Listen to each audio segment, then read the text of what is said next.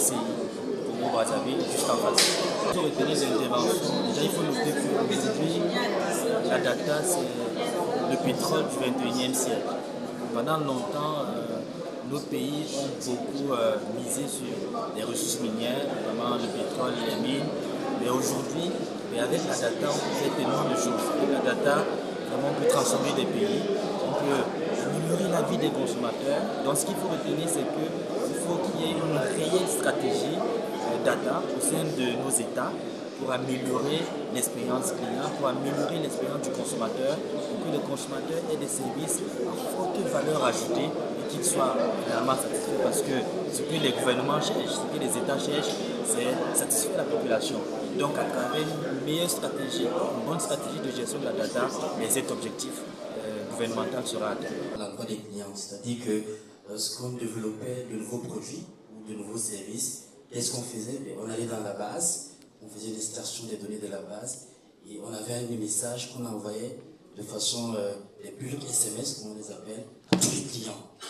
C'est une base, c'est des bases parfois de plusieurs, des dizaines de milliers de clients, c'est 100 000 clients parfois. Alors qu'est-ce qu'on a eu comme retour? Et on s'est rendu compte que le taux, notamment de souscription, d'adhésion, était très faible. Et pire même encore, lorsqu'il y avait des communications qui pouvaient intéresser certains clients, et ils se disaient, écoutez, vous m'avez envoyé une communication qui ne m'intéressait pas, il est fort probable que celle-là ne m'intéresse pas non plus. Donc ils ne vont plus regarder. Alors ce qui s'est passé, c'est quoi? C'est que... Pardon? On appelle ça vulgairement une appel. Effectivement. Donc ce qui s'est passé, c'est quoi? C'est que nous nous sommes dit qu'il fallait faire les choses autrement. Donc qu'est-ce que nous avons fait? Nous avons mis en place justement des systèmes qui permettaient de faire une sorte de segmentation des données de la clientèle en fonction notamment de certains critères, des critères d'identité, en fonction des flux qui passaient dans leur compte. Et donc ça permettait d'adresser des communications spécifiques en fonction de ces critères-là.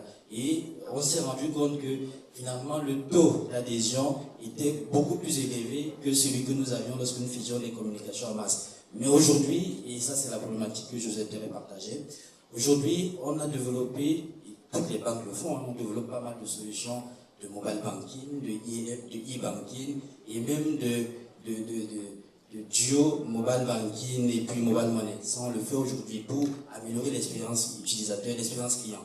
Et qu'est-ce qu'on constate? On constate que nos clients qui ont des solutions de mobile banking, qu'est-ce qu'ils font? Ils vont faire des virements de leur compte bancaire vers des comptes mobile money. Et c'est à partir de ces comptes mobile money qu'ils vont faire des achats justement chez des marchands ou alors dans des supermarchés. Mais on n'a pas cette data. Parce qu'à partir, lorsque vous faites une opération, un achat à partir de votre compte mobile money, et cette transaction elle reste chez l'opérateur telco. Tout à l'heure, justement, on reviendra sur la question entre le lien banque-telco pour voir comment améliorer davantage l'expérience client. Et comme cette data, nous ne l'avons pas, on ne peut pas aller plus loin, justement, dans l'amélioration de l'expérience client. Donc, on se limite juste au flux que nous avons au niveau de la banque. Et ces flux, puisqu'on a plus de 80% des clients qui reçoivent le revenu et transfèrent immédiatement, soit dans un compte wallet, ou alors font des opérations de retrait au distributeur. Et ça, c'est ce qui fait qu'on a à un moment donné un plafond de verre qui nous empêche d'aller beaucoup plus loin dans l'amélioration de l'expérience client. Alors, M.